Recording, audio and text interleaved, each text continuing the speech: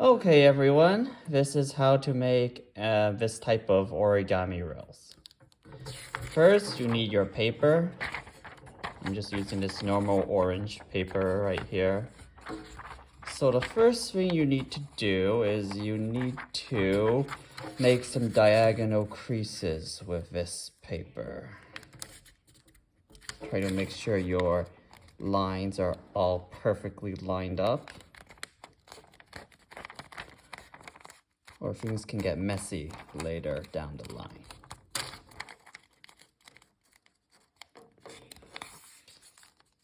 Put it like so. Okay. Now this is just the outline, so we need to open it again, and now we try to fold back the other side.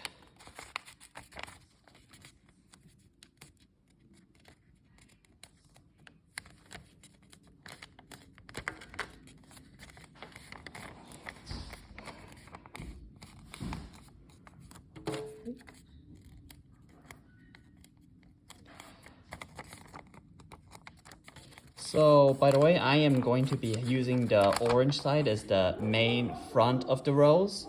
So if you want to, whatever side you want to be on the outside, you should be following the orange side that I'm using right now. All right, so after you've got this kind of X shape that folds backwards, now you need to do what is sometimes called a hot dog fold, I believe. You have to do this horizontal fold, but fold it on top like this. All right, now you basically have this kind of shape. So now I think what you can do is, let me see, you can basically, okay, I think it was actually, I kind of did this the opposite. Now you can basically just fold it in like this. You need to make this kind of base, this triangle shaped base here.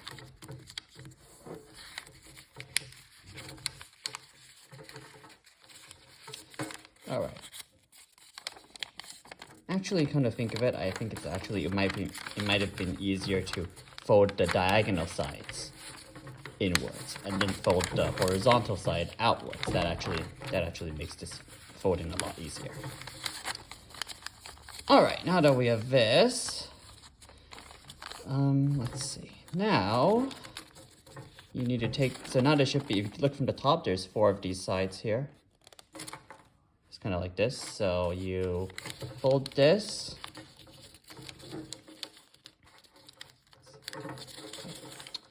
You have to fold each of these 4 corners up to the top. So do it for these 2 on this side.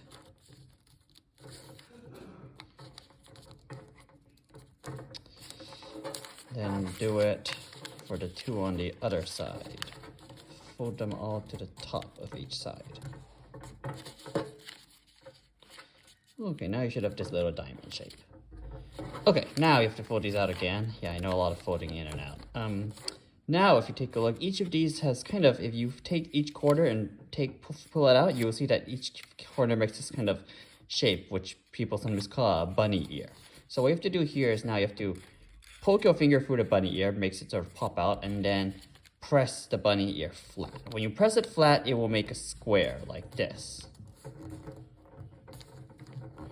So now you need to do that for all 4 of the bunny ears.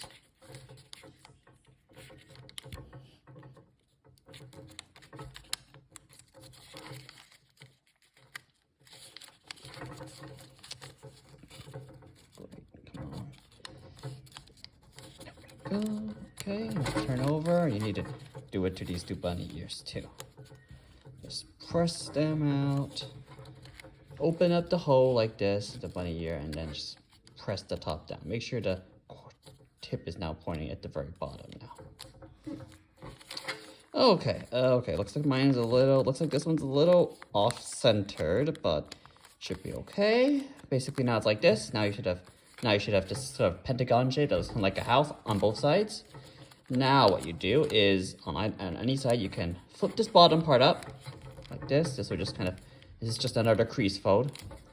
Okay, now here comes the hardest part, in my opinion. Here you have to kind of open out the bottom. So you have to open the bottom. If you've been following everything so far, you need to open the bottom. And now this is what the open up bottom of the shape should look like. And now you see there are these two orange parts. So what you have to do, it might seem like they're kind of flat, you can't go through them, but you can actually poke your finger through them, which you have to do now. And now you have to basically poke out. There's actually a bunny ear in here, fold it up in here. So you need to really poke your finger in to poke it open. And then you have to fold this down like so. And then of course do that for the other side as well. So there we go, I got one side. Okay, now the other side. Poke it open. This time there should be an orange-sided hole here. And just push it down like the other bunny ear thing. All right, there we go. Now it should look kind of like this. All right, now we're almost done. Flip it over. Make sure you can kind of fold this triangular part back up to the top so that it looks like this.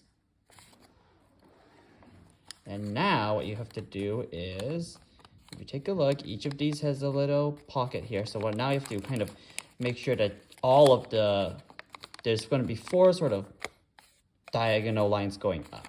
So you're going to have to make sure all 4 of those lines are pointing in each direction, north, south, east, west, or whatever. So fold them all up like this. You can fold this side out like this to make this thing prop up. And then, as I was doing earlier, fold this side to make this thing prop up. Okay, almost done. Now, let's see. Now if you want, you can flip this over. If you want, this is optional, but if you want, you can kind of crease or fold the edges of each of the 4 sides here to give your origami rolls more of a rounded shape.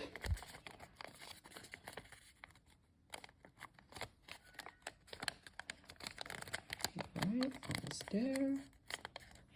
Alright, now flip it back over, and now you have to kind of cup it in your hand, like so, and then you can kind of get like maybe 3 or 4 of your fingers, and stick your fingers through the holes here, and then kind of twist it, like crank it like a screw, if you can see what I'm doing here.